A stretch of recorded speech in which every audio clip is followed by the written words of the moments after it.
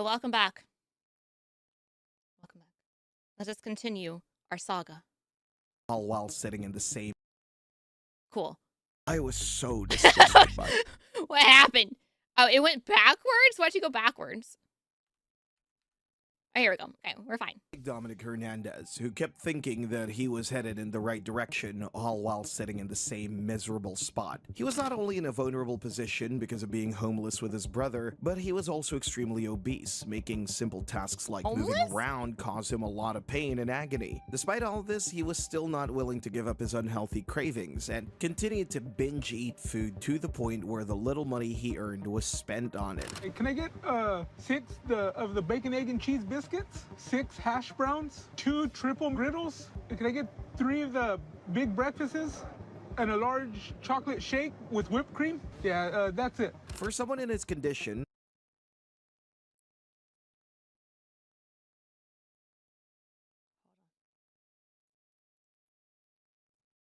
What? There we go. I fixed my thing. Can I get 2 number 9s and number 9 large? What? Okay, first of all, they said that he's homeless, right? It's like $100 in modern day McDonald's. Yeah. Even, whenever this was filmed, it doesn't really matter. That's a lot of food. And if you're homeless, you're trying to make money, and yeah, you're spending it all on fast food breakfast with the chocolate milkshake. I could go for one of those right now. But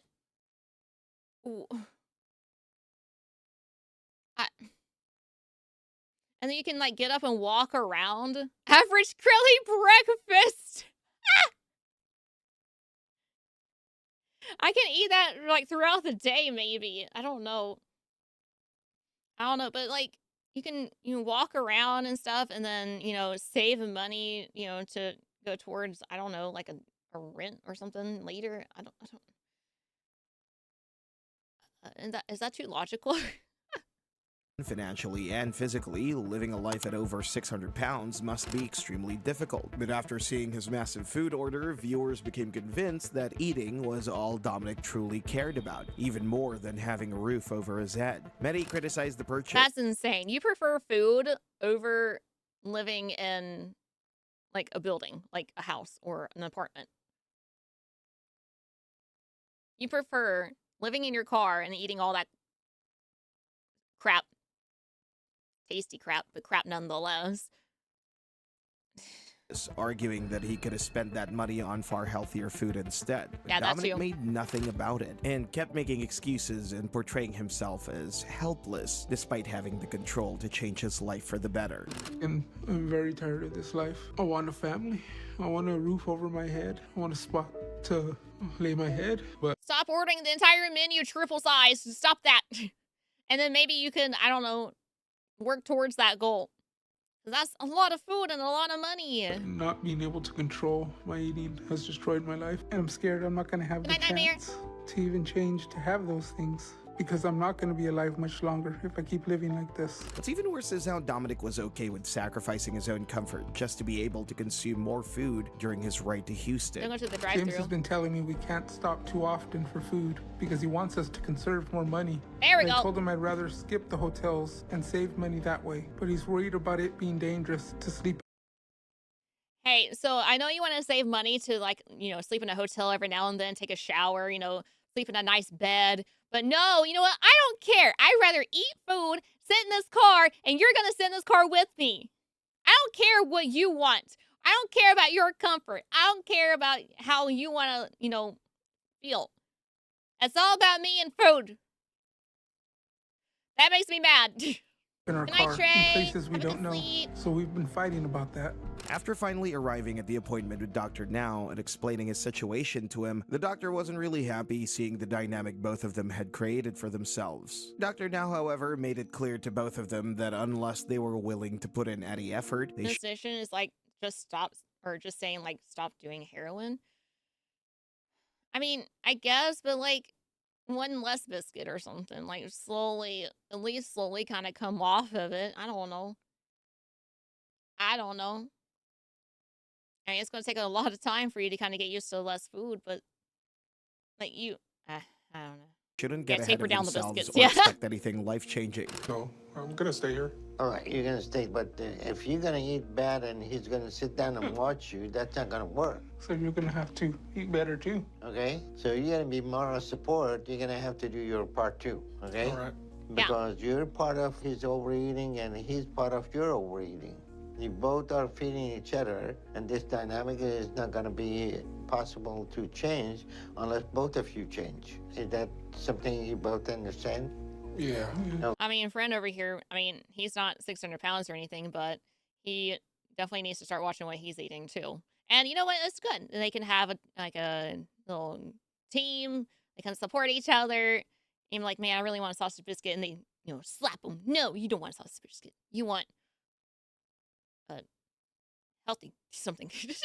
Eat those healthy things. He also made sure they realized that their efforts would bear no fruit unless they were actually dedicated and made a move.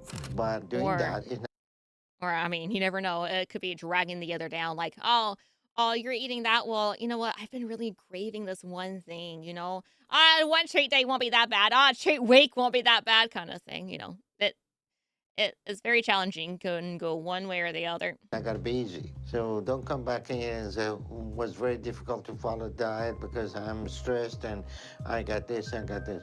Nobody said that's gonna be easy. Okay, you understand that. That's gonna be hard. But life is hard, and if you don't try, it's gonna be harder. So there is no magic fix for you. What's more shocking is that immediately after the appointment, Dominic's first instinct was to have a ginormous burger, thinking it might be healthier because it was made in a restaurant. Flashbang It's all again. health. Why am I good at these flashbangs? Look, here's my thing. And I've done this before. When I'm about to go on a diet, and I'm going to be strict about my diet, I may say, all right, before my diet, I'm going to eat what I want. I'm going to eat what I want. I want to get a cheeseburger. I want to get a cheesecake slice. Have that little bit last hurrah kind of thing, and then go on it. Of course, that's going to be really hard the next day. However, yeah, burger's healthy only in a restaurant, not fast food. A sit-down restaurant makes the burger more healthy. How it works. The options are things we need a fridge and a stove for. So it's the best route I think we have to go to restaurants because they at least prepare meals in a more healthy way like I need. It's been No. over 5 years probably since I've been out to a restaurant. I've been trying to get you out for a long time. Pretty anxious. That They looks like also a fancy acted as if restaurant. they were finally adapting to a healthier lifestyle, all while consuming a fatty burger. Thank you. Is it lean? you. Apparently not. Me and James also went through all the food stocked up in the van to see what fit the diet plan and what doesn't. And we talked about throwing some of the stuff that's not healthy out. But that's Yep. really hard too because when you're homeless, food's hard to come by sometimes. And Yeah, I kind of will agree with that. You've already bought it. And if you're homeless, it's hard to get food. And then just throwing out money, basically. Yeah, restaurants are probably even more unhealthy. They use butter and everything, extra butter. Twice, we 3 can't times really butter. just throw it away or give it away when we were gonna need it. As expected, during his time of progress, Dominic had his slip-ups, which caused him to lose less weight than he had to lose. But he proceeded to lie to Dr. Now about sticking to the diet despite knowing that he wasn't by putting up a weird excuse. I'm trying to stick to the under 1,200 calories, and but we still have some of our food we're trying to finish because we didn't want to throw it away, and we didn't have enough money to go get more. By this point, the viewers were not having any of it. I have a hard time feeling sorry for his living situation when they're probably spending $100 a day on food. They could easily get a place if they started cooking and stopped eating out. Even after Dr. Now gave him another chance to prove himself, Dominic only managed to lose 3 pounds during that time. And upon asking Dr. Now why it was so, he again put up another excuse to validate his negligent weight loss. I haven't been exercising as I should. Okay, as much. you're getting yourself confused, okay? Exercise, if you even run marathon, has very little to do with your weight. Your weight has to do with your eating. So what's going on with your eating? I thought I was keeping under the 1,200 calories, but I guess not. Dr. Now expressed his disappointment Yeah, I guess not. Apparently not. with the way Dominic was treating his diet and wasn't sure if he Bathroom really was cycle? ever After serious getting those about it. parasites. It's very disappointing to see Dominic's progress. Wasn't where he needed to be in the first time, and now it's worse, despite starting him with psychotherapy. So what I'm seeing from him so far is someone who's not taking this seriously and isn't motivated to put in the hard work he needs to change his life yet. By the end, I avoided that one. Some people who eat a lot and try to constrict their diet end up feeling like they're starving to death. I agree with that, you know? When you just like are used to eating a lot of food every day and you're not eating that much anymore, your stomach's like, "Hey, where's the rest of it? Where is it?" So it's really tough just dropping to 1200 calories, you know, the next day. I do agree with that, but if you want to be healthy and, you know, try to have surgery, weight loss surgery, you just got to do it. It's going to be really tough, but you got to do it. You know? Can't be healthy as long as you're made health centered. And even with salads and stuff, you got to be careful because of the salad dressings too. So eat healthy salad dressings. I think like balsamic is a lot better than like ranch dressing that I pour all over my salad. If I eat a salad, I'm not trying to really be healthy. I'm just trying to get a little bit more greens. Like, I haven't eaten anything green in a while, so I'm just going to eat a salad and cover it in ranch. Thank you. Dominic was never serious about anything he said, and so his episode ended True, yeah, with they're Dr. close- Now finally close to giving up on dying, him. so- And unlike Dominic, who is struggling through homelessness, Oh, no. this next There.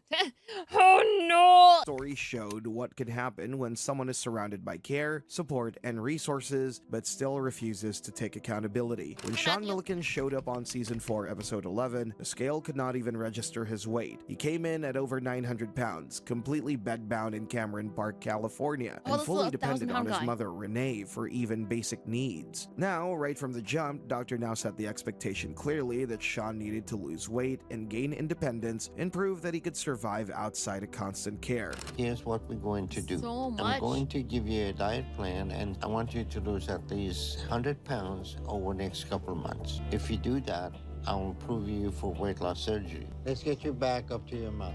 But Sean had a different plan, and that plan involved acting like the diet was just a side suggestion rather than a life-saving tool that he had to follow strictly. Today I was craving a burger. Pretty sure my dog farted and then just left. Thank you. That smells. Thank you. And I think I have to be able to enjoy food just a little. The doctor wants me on 800 calories, and I have no idea what that would be in actual food. Actually, I think that Not that. 800 is a bit extreme. But I've cut back a lot. Dr. Now had sent Sean home with a diet to follow, and 2 months later he came back, looking like he had gained anywhere between 50 to 100 pounds instead of losing weight, completely at frustrating 919. Dr. Now. He cannot make it to the waiting room door. He's worse off now, and he looked like he maybe put another 50 to 100 pounds on. Yeah, your edema's getting much worse. And his mom acted all oblivious and straight up lied when Dr. Now confronted her, making weak excuses for everything. How is your nutrition? Good, good. I mean, he's eating, you know, just good, healthy food, but we need to get on 800 calories. Renee, his condition. Yeah, 1,000 pounds is crazy. Like, I understand when, you know, it takes, you know, years and years and years to get to this point, right? Right? For him to reach, like, the 900 pounds, etc., right? So, what happens when they're like, okay, here, take this diet, and then they don't follow the diet, and somehow they just gain a sudden amount of like 100 pounds? How do they do that? All you have to really do is eat less. Like, try to eat less, you know? And that should help a little bit at the start, but you gained so much. I don't see how they do that. How do you do that? Is far worse than In 2 2 months ago. months? This is not acceptable. I mean, what should he be eating? Should he be eating protein? I gave you all the information you needed in the diet plan. Dr. Now did what he always does. Was he supposed to be eating protein? Hey, how about you follow, I don't know, the manual I gave you? Doesn't say that in there. In order to save his life, he admitted Sean to the hospital immediately so that his diet could be controlled and monitored, because clearly Control diet. Sean could not be trusted to do it himself. So I'm admitting you to the hospital immediately so we can get your health under control. And this Here's some solution water. worked, which told every single viewer watching exactly what the problem was. Sean knew exactly what to do, but he wasn't doing it. When Sean arrived here, we were able to weigh him, and he was 1,003 pounds. But we started him on 1,003. 800 calorie a day controlled diet, and he started losing weight rapidly. 700. Oh, that's water weight. No, it's not. Yeah, you put him in the hospital for however long on a controlled diet, and you lost, 250 pounds. 144. He did good. But the moment Dr. Now discharged him, Sean went back home with Renee, and within a single month, he had taken multiple steps backward. And when it was time to weigh in again, Sean conveniently developed an emergency as an excuse for his lack of progress. Sean is complaining of chest. The psychological piece begins. Someone knows they're dying and refuse to change. They choose to die. And why do they do that? Yeah, like, you're about to die. You're lucky you gotten this far, I don't know. It's like they've just kind of given up, I guess. I don't know. Or food's just too important. Pain. So we rushed him to the hospital, and we're going to run some tests. But I don't think anything is wrong. I think the issue is he's not liking the program right now. If he's making this up to try and get out of sticking with the program, then he's in for a wake-up call.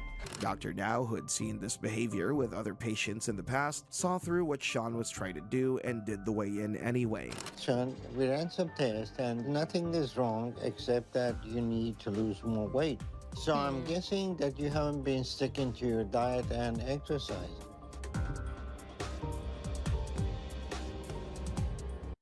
Yep, gain some weight. But, I mean, if he's trying to get to the hospital because they maintain his diet better, I would be okay with that, Like, yeah, you guys help me with my diet, and I've lost a lot of weight. Can I stay here a little longer kind of thing? But I know they can't do that. I know they can't do that. Thank you, Ryan. Okay, 787 pounds. That's a weight gain just over 40 pounds.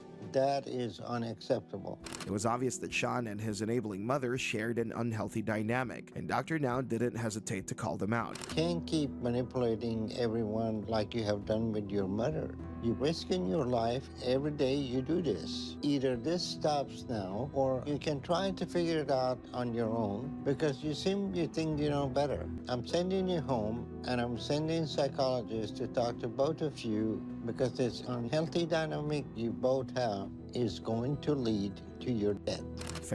Boom. Current weight loss drugs would have helped him because he would have lost the will to eat so much. Yeah, like, just kind of block the, the hunger. Make you not really, lose your appetite a little bit kind of thing.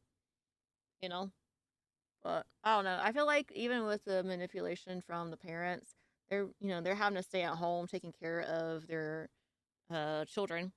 And so I guess they'd be getting their disability and living off of that so they don't have to work, I guess. That's the only thing I can think of, too. Fans also called this out, with one fan pointing out Renee's manipulative nature, saying his mother did this to him. She taught him no social skills. She kept him trapped in a bed so she would not be alone. Dr. Now pulled both Sean and Renee into therapy and pushed them to break this cycle. And for a stretch, it seemed to work. By the end of month 7, Sean had lost a total of 367 pounds, which was enough to qualify him for surgery. Viewers watching may have thought that they were finally watching a turning point, but that turning point never came, because the environment never actually changed, and neither did the excuses. In his Where Are They Now episode, things took an even darker turn. Renee brought Sean into the hospital, claiming he was sick, and while they were there, Dr. Now discovered that Sean had been gaining weight again. He's had an ear infection. Last night he started getting very, very sick. He started getting fevers and chills, so that's why I call 911. I'm not sure how old he is. 555 pounds. Okay. So 555 pounds means that you start gaining again. If you were sticking to the diet, You should be around 480 pounds by now. Dr. Now had heard enough. He told Renee directly that she was the worst thing for Sean, Huh. that she was harming him and slowly destroying him. On him. How If do she you know is. what's happening with him? We seen thousands of people like him. Okay. All right? Okay. So he's not any different than anybody else. Okay. I think he is yelling at her because he can't even get up and walk around. So she's the one bringing him the stuff. So I think that's why he's being more harsh on her. Yeah, get her, Doc. Get her. He is different to me, though, doctor. I understand not to you. Well, He is different to me. you really are not helping him. Okay. We haven't seen him in months. Okay? Right. He's not following his diet. Okay. He should have lost more weight. Yes, I agree. All right. What I do you mean agree. you agree? You killing him and you blaming other people not taking care of him. No, I'm not. You. Yeah, you definitely have to take care of yourself. And I'm glad you decided to start taking care of yourself, Renline. I am very, very proud of you. Because that's you can work yourself so hard, and stress is not good.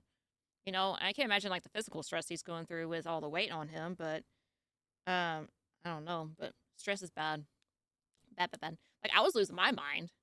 I don't know, my stress from my job was really, really bad. To where I feel like the world wasn't real around me. I know that sounds weird, but I'm like, am I here? Am I alive? That was very rare though. But yeah, you gotta make sure you take care of yourself. And I mean, surround yourself with people who help take care of you too. Not, enable you to be bad and eat Harming bad. him, you are worst thing for him. I agree. And what do you mean you agree? I agree. I am the worst thing. He's like, and wait, what? You agree? You agree with that? Huh? For him. Yeah, I agree. but he I'm the knows only what's good thing he for has, him, and though. the doctor doesn't know crap. No. Even fans shared the same sentiment. One commenter said, "That mother straight up lied to Dr. Now multiple times, and he saw right through it. She fed him to death." Yep. Then came the moment that should have been Sean's last chance to turn things around. Renee had passed away from renal failure, and in her absence, the enabling was gone. But within 2 months of living on his own, Sean had gained a shocking 188 pounds, and the only excuse he could give was that he didn't care. And then in Oh, like the February depression. 2019, Sean was admitted to the hospital with a respiratory infection and passed away from complications leading to heart failure. He was 29 years old. His body had absorbed too many massive swings between weight loss and weight gain that his heart simply gave out. The common thread across every single one of those swings was that whenever things got hard, the emotion became the excuse, and the excuse meant nothing had to change. Sean Milliken's story is a reminder of what happens when emotional dependency is never challenged sad. and the excuses are never outgrown, which is precisely what made the next person on this list so frustrating. It just makes me sad because the people never got to experience life, you know? Mostly him. I don't know how her life was before, but I mean, he's been bedbound, it seems like all of his life. Never got to go out and experience it. That just makes me really sad, you know? And I mean, the mental stuff really, I feel like can affect it. It makes it more difficult because if I have a bad day, I'm like, man, I want a milkshake. I want a milkshake. Or I don't know, maybe I just want some spray cheese and crackers, you know? Maybe that's what I need. You know, I just need my spray cheese. Look at my hideous desk right now. You know, just sometimes when you got a bad date, sometimes you just want to spoil yourself and just grab some spray cheese and just go at it, you know. And then I feel better. And then after it goes through my system a little bit, I feel miserable. And then I regret eating bad. Yep. Frustrating to watch because she had every resource available to her and still couldn't stop pointing the finger at everyone else. Kirsten Perez came to season 5 weighing 612 pounds, and she had barely finished her first conversation with Dr. Now before it was obvious that she had a very particular way of explaining her problems. She would start a real situation and use it to avoid all personal responsibility. Kirsten was a mother, and the trauma from being assaulted at a party forced her into drug use and addictive eating habits. Her newfound lifestyle left her with more baggage than she had hoped for. Right before I turned 18, I was gang raped at a party. We were drinking, and it's the first time I ever used cocaine. I don't really remember a lot, but That's multiple awful. guys took turns. And after that's when I started not caring about a lot of stuff. And I kept eating, and maybe I ate. I was hoping to just keep people away from me. I don't know. I got deeper into drugs as well. I started living with drug dealers, trading my body for whatever I could get. And the stress of raising her children eventually became her go-to reason for why the eating had gotten so out of hand and why changing it was so difficult. And I got pregnant again, and I had my son Nico. Everything was really out of control for me, and I couldn't give my kids what I knew that they deserved or needed. So I let my mom and dad take them because I couldn't take care of them anymore. So sad. Kristen gave excuses for every little thing. Even on her way to Dr. Now's office, she moaned and complained about having to walk to the bathroom, as if her weight problems were caused by someone else. No, it's your fault. It's your fault. Ever made the Leaning Tower of Cheese it? Not officially. Not yet. One day I will, though. I want to see which cheese structure will hold the best on the Leaning Tower of Cheese. So I'm gonna have to buy a new can of cheese. But like her past is really, really sad. Really, really sad. I mean, that's gonna be tough. That's gonna be so. I can't imagine. I don't know. I couldn't do that. But you still have to take care of yourself in the long run, you know? Especially after dealing with all of that. I'm so sorry. Straight up that way. Just take it, go right. Oh, give me your hand. Come on. Come on, lift. Give me your glasses. Good night, Shadow. No, leave me alone. This is impossible. The bathroom is so far away. Just get my walker. I can't make that far. Get her the walker. Hurry up. We just left the bathroom. Why didn't she go there? I couldn't just run to the bathroom like anybody else would. I'd sit there and stop and wait. I'd catch my breath just so I could get to the bathroom to go without peeing on myself. And here's where it becomes a pattern rather than... Have we seen that? I don't think we've seen this one. I don't think so. 'Cause this one doesn't seem familiar to me. a backstory. Every chance she got, she would blame the people doing everything to care for her for getting in the way of her following the diet. For example, her 14-year-old son, Nako. Honestly, I'm just disappointed in how little help he's been to me. I try not to ask him to do anything for me because Nico's extremely rude to me now. Gotten to the point where I can barely even stand to be in the same room as him anymore. Just getting out about the way Nico acts makes me want to eat stuff that I'm not supposed to. I'm just really disappointed right now. It's hard enough to do this, but having Nico sabotage me is making this impossible. However, while her parents were away, she was requesting junk food because she wasn't feeling good and thought that would be a good excuse to give for not following her diet. I gave her a cup of jalapeno chips. Just a cup. I wasn't supposed to have them, I know, but I was not feeling good. Okay, but remember what our deal was? The faster your mom can lose her weight the quicker we and get better, the faster we can go home. She made it seem like her son was the reason she couldn't lose weight. Yeah, I mean, the thing is, your son, he can give you the cup of chips, but you don't have to eat them. I know it's tempting, but you don't have to eat them. Say, no, I need something healthy. Help me. Help me eat healthy! As if he didn't have his own life, despite barely taking care of him as a mother herself. My priority is getting healthy and losing the weight, and it's really hard to do when he stresses me out. What made Kirsten's situation particularly maddening to viewers was the dynamic with Nako specifically, with one viewer saying, "It's worse, because she tries to paint her son as an asshole too. He's 14. He has to help take care of you, share a room with you, and have you belittle him too." Yeah, that's kind of awful. I mean, the 14-year-old seems like he's in healthy weight right now. I mean, let him have his icy and Slurpee and whatever. But you need to, as an adult, as the mother, as I'm spraying more spray cheese on this cracker, need to take charge and say, hey, no, give me something else. No. I feel bad for him. He's 14. 14. Kirsten found a way to make her family part of the problem whenever the results came back short, and Dr. Now eventually reached the point where he told her in direct terms what she didn't want to hear. Let me be clear.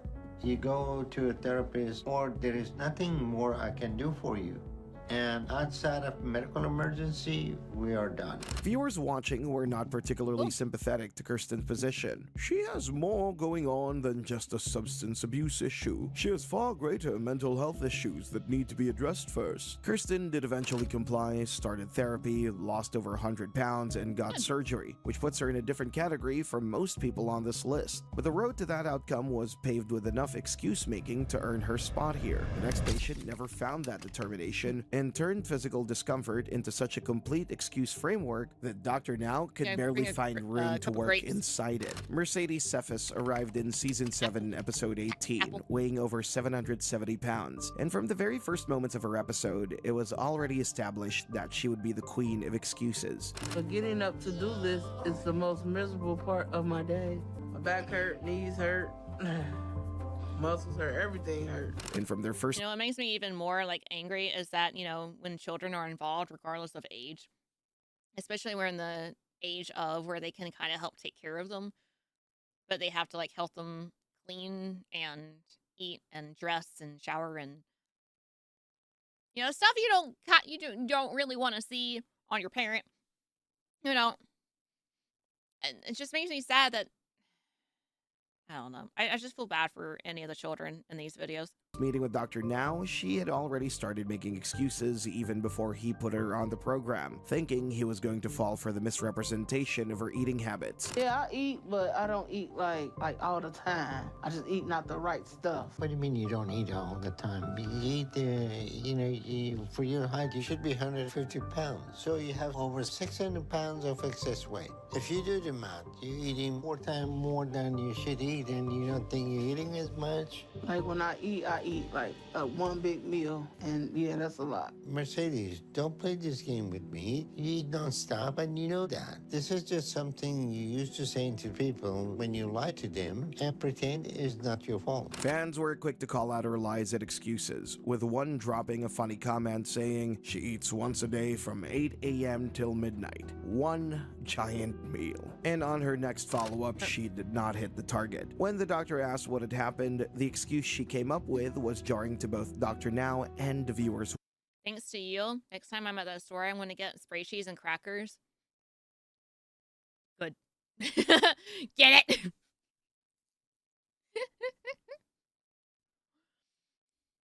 Yes. Watching. But Mercedes, your situation just seems to be getting more and more serious. And now you show up, and not only did you not lose anything, you gained 8 pounds. So you want to tell me what's going on? I know it's no excuse, but my cousin, he left, and we didn't get to get food before he left, so I had to order in. Why didn't you order healthy? I know it's no excuse. However, you came up with an excuse. F you too! Thank you for the follow. Thank you. I need 700 calories a day. I feel like you need more than that. What's the typical, like, normal calorie intake? I have no idea. I have no idea.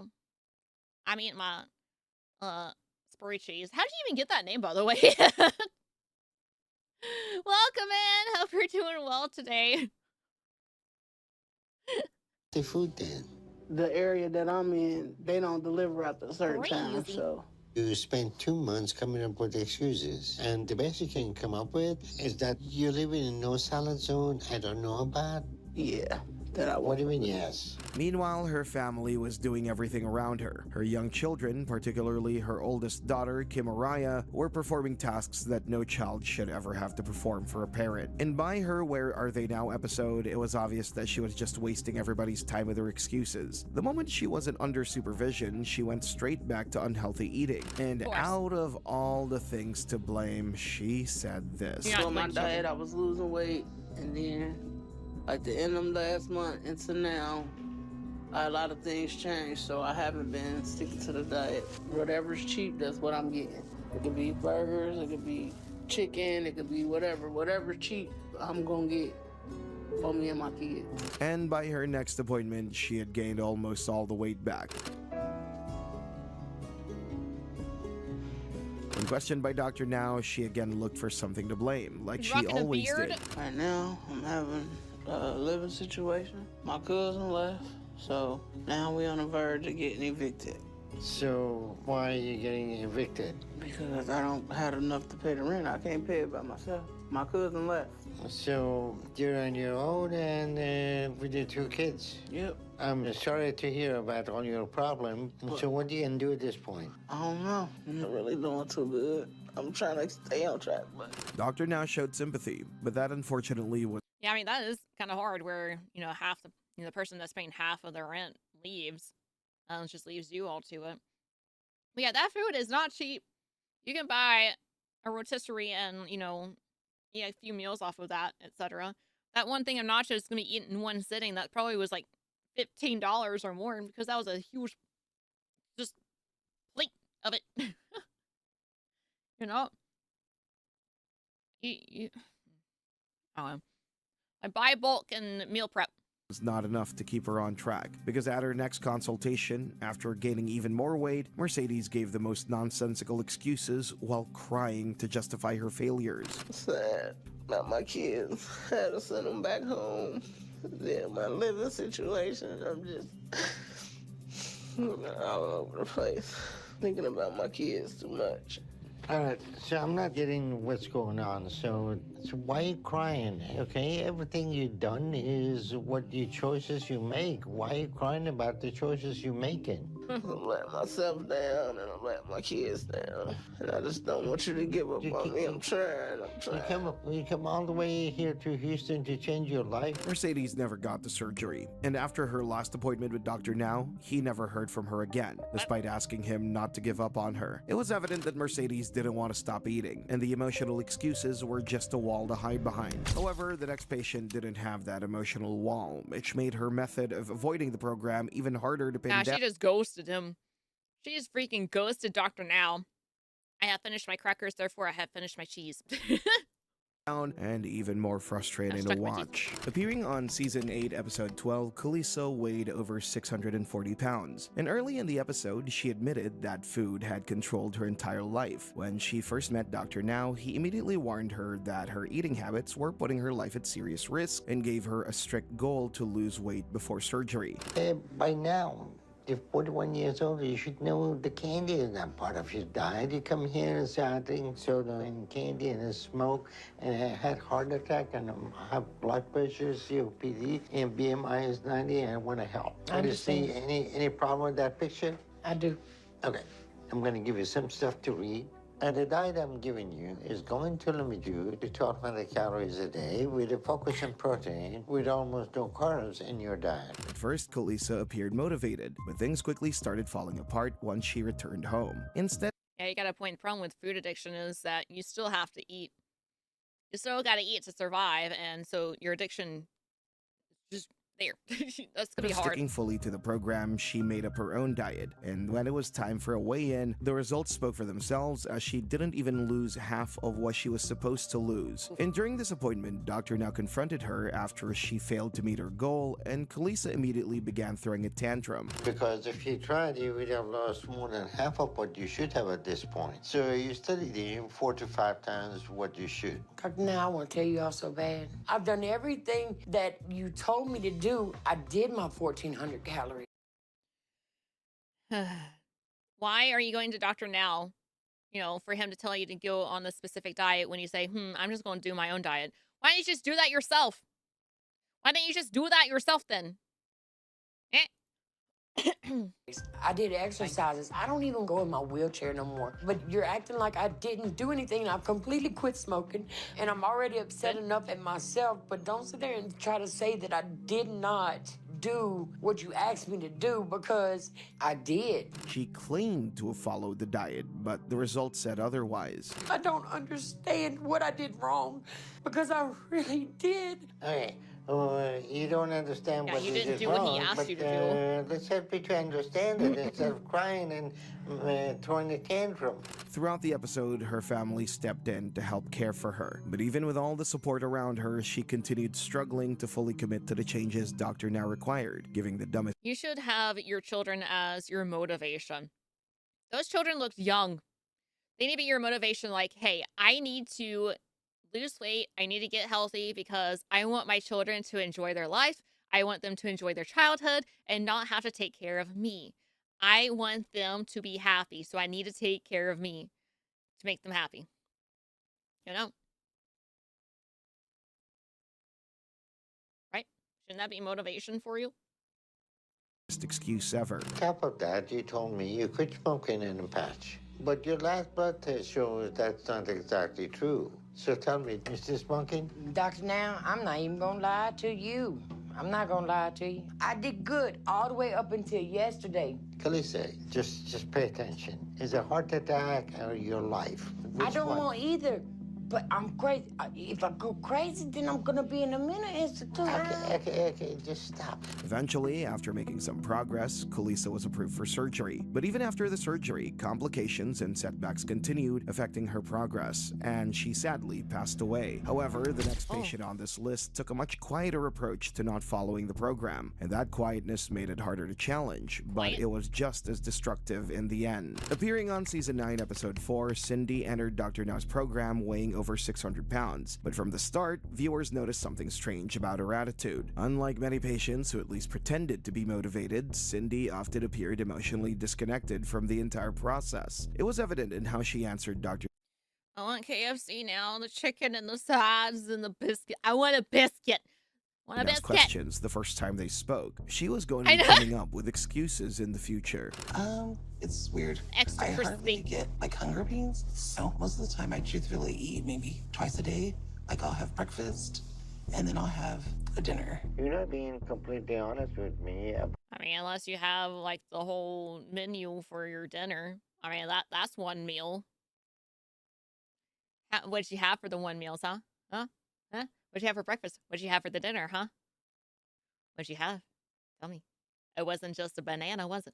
You know? How much you eat. From that first conversation, it looked like she was torn on whether she wanted help or not. And when it was finally time to be transported to Houston, this was her response. I don't think I've seen his KFC one. Okay? Is that all right? It's news to me. Do you want to go over there? I'm not prepared. What's going on, Cindy? I don't know. I've already said everything else needs to be gathered and everything situated. I've told y'all over and over again. Hi, I'm Ryan. not being listened to. It's just being forced upon me, not even giving me the option. Like, yes, or it's They're pressuring you, man, united. because they're trying to save your life. We're trying to save your life and get you in a better position. Do you think you're gonna get a notice for death? What if you die? Cindy dragged her feet You're like, oh, well, I'm not ready today, so I wasted your time. Paramedics, I have wasted your time. Thanks for coming here to do nothing. What do you mean you're not ready? You're not doing anything else. You're literally just laying there. You're not ready to commit. You know, you're not ready to make the hard, the difficult step forward. Yeah, you're just going to die tomorrow. Maybe. Yeah, you're just eating. You're laying in bed and eating, and you have an oxygen tank thing, too. Because you're so overweight. Some people have to have it for medical reasons. That's fine. But you have to have it for your obesity. Because you can't breathe. Your lungs are squished. I don't know. Yeah, like asking a drunk person, how many drinks have you had? I just had the one. Oh, you drink an entire bottle of wine? It's just one. When you ask a little bit more specific things. to the point where her caregiver was in tears, trying to convince her to go to Houston. At this point, it began to look like she didn't care enough about her own life, and all she did was whine about insignificant things. And it'll be your Yeah, it's new a lot life. of weight on your I lungs took a and shower, stuff. but I don't feel any different. Your body. If anything, I'm more annoyed because Sandy keeps asking the same thing over and over. And it's just making me feel like staying because it's kind of rude. So you're just Oh, my caretaker is trying to take care of me and asking me questions and trying to motivate me and encourage me to go do this thing. Oh, it's making me so mad. I'm not going to care about, her wasting her time where she could be, going out and doing something else, something more fun and not taking care of me, etc. But, oh, how dare you try to take care of me? Screw you, I guess. Ugh. gonna sit here and die. You're already right here. I don't know. I have to make some calls. Calls? Are you serious? You're right here on the edge. You can just walk to the stretcher, sit down, and they'll lay you down. Cindy, what are you doing? What are we gonna do? During her first physical appointment, Dr. Now gave Cindy clear instructions about losing weight and improving her mobility before surgery could even be I'll watch the considered. follow. In 1 month, you should be able to lose 70 pounds. If you stick to your 1,200 calorie diet.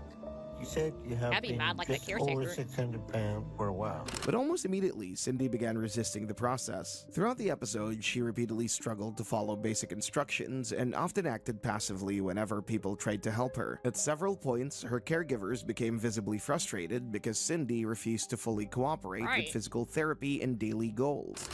Thanks for hydrating. She wants. And in exchange, she has to push herself to do more with us. So it's give and take, and hopefully we can get her to where she needs here soon. So Dr. Now will do weight loss surgery on her. I tried. That step is just too steep right now. It's just I got dizzy and lightheaded at the same time so that made me panic.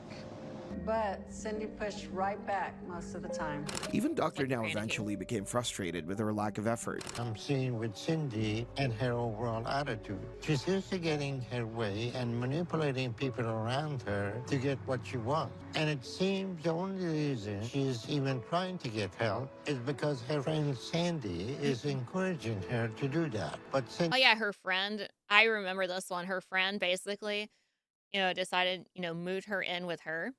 And I think Sandy's married as well. So they don't really have another bed for her. So she has to sleep in a recliner. But the thing is, she didn't have to do that. She didn't have to do that at all. She didn't have to take care of you at all. Yeah, I know you're friends and everything. That's great and wonderful. However, if you start fighting back, when I'm trying to help save your life, help you make the right decisions, I'm taking care of you, dealing with your crap, and then that makes me mad. I don't know. You don't appreciate your friend at all. You're using her as a servant right now, basically, is all I feel like. So, yeah, I could be like, okay, Ashley, you know what? I'm gonna move you back home where you were, and then I'm not coming back in. You are on your own. Have fun trying to get to the toilet. Have fun trying to get food. No, good luck. Cindy is going to have to make the choice now, You can only do so much. whether she really want to do this or not, because nothing we do will have any effect on her. At her follow-up appointment, after Cindy failed to make enough progress, she and her caregiver, Sandy, straight up lied to Dr. Now. There hasn't been any much weight loss, so what's going on with your eating habit? I don't know. I've changed a lot of it. Sandy, what you been feeding her? In the morning, I give her 2 boiled eggs with turkey bacon, 2 slices of turkey bacon. And for lunch, she'll have a tuna sandwich and an apple. She could have lost more weight if that's what you're feeding her, so what's going on? It seems like you are not following the diet, you're not following the instruction, you're not doing your part, and if you continue like that, you're not gonna live too long. But viewers were especially irritated because Cindy rarely seemed emotionally invested in succeeding in the first place. She was the worst. She does the least amount of stuff she can do, like the least amount of effort possible. Instead of fighting for progress, she often acted like she was simply waiting for things to magically improve on their own. And this became the central frustration of her episode. Cindy wanted help, but resisted nearly every difficult step required to actually change. The help that you're looking for isn't magically gonna happen one day. It's not gonna be like, oh, tomorrow, oh, I lost 300 pounds. Wow, that's not gonna happen. You actually gotta put work into it. You gotta put work into it. It's not gonna happen overnight. While Cindy emotionally checked out from the process, the next patient constantly allowed relationship drama to derail her progress. Bianca Hayes came to season 10, episode 3, weighing 604 pounds, and she was in a category that Dr. Now does not approach lightly, which is a patient who has already had weight loss surgery and gained everything back. And then had Simeon on my own when I was 27. And when Simeon was 3, I had a gastric sleeve and started to lose some weight. But unfortunately, I ended up gaining it back, so that didn't last long. Bianca had a gastric sleeve operation years before the show and had lost significant weight as a result. Then she got pregnant with her daughter, Marcia, stopped following the diet, and gained all of it back. Her boyfriend, Ramonte, who also had a sleeve operation and met her in a weight loss surgery group, had maintained his results. I met Bianca on a gastric sleeve chat. Both of us just had the surgery. Mine was real complicated. I suffered a lot, and she was there to comfort me, and we talked a lot. So Bianca came into the program already carrying the particular shame of having been there before. I mean, it looks like he's done pretty good, you know, after his thing. I'm not sure how long ago it was, but, you know, he hasn't, and you know, ended up grown. right back at the start, living with a partner who had not. It bothers me because she was so perky, so energetic, but now she's not that active person she used to be. Dr. Now was honest with her. That's even worse, you know? You know, like, you were in the same group helping each other, motivate each other to lose weight and get the surgery and blah, blah, blah. And he got it and she got it. And then he tried and she didn't. And now she's a different person, you know, not the same person you met. Today's your birthday! Happy birthday, Runline! Happy birthday. You tell him. You tell him, Runline. You tell him. I'm proud of you. I'm proud of you. A happy birthday. I hope you have a wonderful day. Hope today is a good day for you. Hope it's a good day. About what this program entails, especially for someone who had already undergone and you a lose all your gastric energy, sleeve. you know? We agree about that because we each have to make the choices not to be unhealthy, no matter what the excuse. Okay? Okay. That is something that is not easy, but it is something you have to do if you want to save your life. Yes, sir. So if you feel like you're ready to do this now, then what we can do to help you is give you some instruction as a guide that will help you understand what to do. But the choice to do it is up to you. It's always a concern if any patient looking for weight loss surgery has already had one and failed. In those situations... Yeah, especially being the doctor, like, oh, you already had weight loss surgery? And it didn't work? Or you didn't let it work? Yeah, he's gonna be a lot more strict on her. Like, I'm gonna make sure this is gonna work. And we're gonna make sure this works. The chances of long-term success are less than 1%. Because they have already been given a tool that took away the physical drive to eat, but then chose to continue justifying their overeating, hoping that the surgery would magically fix everything for them, no matter what they did. But surprisingly, for a stretch, the numbers moved. Her second check-in showed a 46-pound loss, which was real and encouraging. But by her third check-in, the progress had stalled, and when Dr. Now asked what had happened, the answer was Ramante. The week has been hard on me and Ramante, with all we've been trying to figure out for the final steps to move to Houston. And the stress is... It's not me. It's everyone else. It's their fault. It's their fault I didn't lose the goal weight. I'm taking, you know, no responsibility at all. I'm going to put that on everyone else.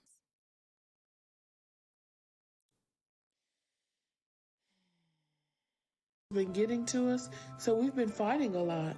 Me and Monte have had different views on some things. Well, you know, as you see, Ramonte's not here. We have the argument. He had tough times dealing with the stress of this move to Houston, and he told me that he knows that I don't care about him. He said he'd rather just end it instead of moving to Houston. How are you doing with your eating habit during all this? You didn't lose any more weight over the last 4 months. It's been okay. It's been up and down. I've been, you know, making some mistakes and stuff, but I've been trying to stick with it despite all that. I just been, you know, going back to old habits and stuff like that, and just been stressing through this past week or two with the move and stuff. Dr. Now did not take this excuse lightly. He warned her about her behavior and recommended therapy to curb her emotional eating. I want you to see a therapist so you can start meeting with them about your emotional issues. But also because I want them to assess if they think you're still ready to move ahead with weight loss surgery. And after the breakup, Bianca settled into her life in Houston without him. And We're in an ad break. 2 out of 4 ads that just involved food. That's amazing, actually. Yes, it's my fault that you haven't cleaned the litter box yet. I am distracting you. I'm totally distracting you. I totally knew that you had to clean the litter box. Yeah, babe, thank you for the follow. And that's why I'm still streaming. It's been 7 hours. That's why. I want you to have... I almost clicked the BRB screen. I want you to have Stinky House. Instead of collapsing into stress eating the way she had at her third check-in, she buckled down, focused on the Just remove program, your and showed emotions. up to her fourth check-in with a total loss of 96 pounds, which was enough for Dr. Now to approve her for surgery, which means the emotional chaos she had been citing as the reason for her third check-in failure was something she was fully capable of managing when she decided to. Unlike Bianca, who eventually stopped hiding behind excuses, the next patient never really did. Robin McGinley made it her mission to keep falling back on excuses instead of taking responsibility for the habits that were destroying her health. Featured in Season 7, Episode 4 of the show, Robin was not only severely overweight, but also heavily dependent on her husband James for even the most basic movements and day-to-day activities. I'm calling you out. Have somebody around, and that's embarrassing. I love you. I love you too. I'll call you when I get to work. Okay. Have a good day, babe. But what made the situation worse was that Robin spent most of her days alone at home and with unlimited access to food, which usually meant spending the day eating until James returned from work. Another major issue was the unhealthy dynamic she had shared with her nephew, who frequently visited with If that's her nephew,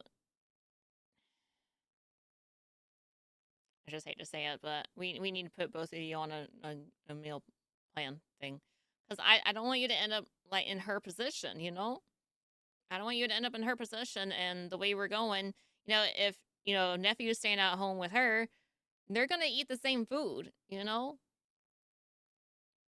So this has got to stop for both of them. large amounts of junk food. Instead of encouraging each other to improve their health, the two regularly enabled each other's eating habits in the name of helping Robin. Starting with trying to make it to the car because I can't go down the ramp in my wheelchair, so I have to try and walk.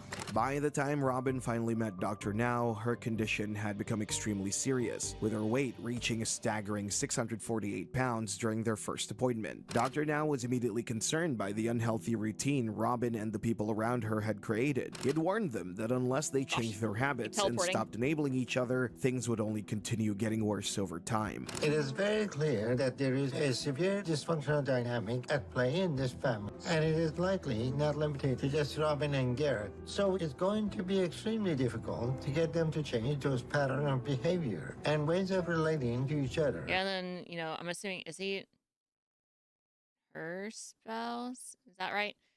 And if he's gonna be like basically in the middle of it all, and seat-wise, I guess, but he's gonna have to kind of help them with that. And that's gonna be a lot of pressure because they're gonna team up with each other, you know, against him. I feel like that's gonna be very stressful on him, mostly. In order to make any real change. To Robin's credit, she did manage to lose some weight during the first month after meeting Dr. Now, but despite the little progress, it was obvious that she was still eating far more than she should, and Dr. Now quickly realized that she was not fully following the program the way she claimed she was. So I need to see more from both of you, okay? Okay. And unless I see more evidence you're ready for this, then we're not moving ahead. Yes, sir. Instead of building on her progress and becoming more disciplined, Robin's situation became worse during the move to Houston when she started experiencing severe pain in her stomach and legs. The condition had gotten serious enough that Dr. Now advised her to check into the hospital. Praying that this isn't it, because I'm not ready to die.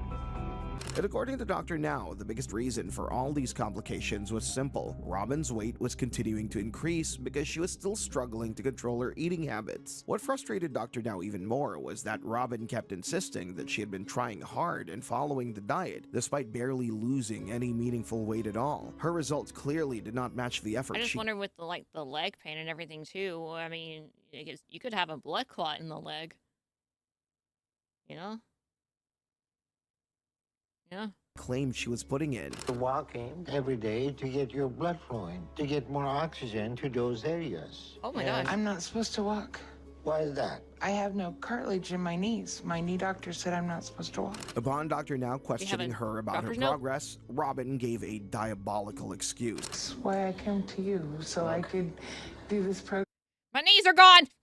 And get all right. To get to which means you need to start trying harder. Because as you know, we checked kicking your your weight legs or something, today, like exercise. And you're only down to 6 or 6. Instead of losing 50 pounds this past month, you only lost 9. Okay. But that means you're nowhere near being ready for weight loss surgery. Dr. Now also told her that this wasn't the case, and she was well enough ready to walk and make progress. Okay. So he lost 54 pounds this past month. Because of his progress, I approved Garrett for weight loss surgery. Oh. Okay. And we're gonna do his operation in a month. But for you, our priority is to clean up your infection over the next couple of weeks. Eventually, Dr. Now also gave Robin a direct reality check for constantly slacking off and hiding behind excuses instead of honestly committing to the changes she needed to make. I'm gonna give you one more chance to do this, but I'll make it a little easier on you because I'm giving you 2 months to lose at least 75 pounds. Okay? So no more excuses. This is your last chance, Robin. So you need to take this seriously. Okay. I mean, I'm glad he gets to have his thing because he's been trying and apparently he's been succeeding. But you know, even if your knees are bad, that's got to tell you something, right? That's got to tell you something. And I mean, at least start working out, kicking your legs a little bit, lifting them up and down. You know, you're not walking, but you're doing some sort of exercises. You're getting blood flow. You can do something. And then once you start losing weight, it's less stress on your knees, and then maybe you can start walking again. Sounds like she doesn't care. Sounds like she doesn't want to try. She wants it to happen just overnight. Maybe next time he'll feel pity and give me surgery. All right, good. I'll see you tomorrow. On top of that, he also gave her a final warning and a chance to prove herself one last time without making any excuses. Robin is getting dangerously close to hitting her breaking point. I'm really discouraged right now. I'm happy for Garrett and that he gets to move ahead. I really am. But this just feels like a huge setback. Despite Robin trying to hide the real reason from Dr. Now, he eventually found it out and was not happy about it. I'm thankful for the opportunity to get this surgery, and I know it's going to be life-changing. I'm not really feeling too nervous about it. I'm ready, but I am very surprised I'm going into surgery before Robin. And if I could trade places with my aunt right now, I would.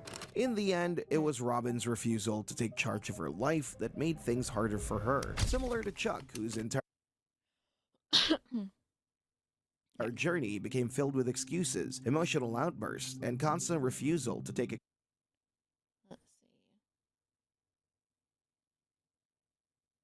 I think that's a good stopping point right here. Where's your motivation? Where's your motivation? Yeah, exactly. Don't you want to get up and walk? Then, you know, you got to lose the weight, etc. You know? You know, it's just a lot of work you got to put in. You got to dedicate yourself. Even after the surgery, you have to continue doing it. It's not like you can go back to normal. You can't do that. You got to continue being good. So, yeah.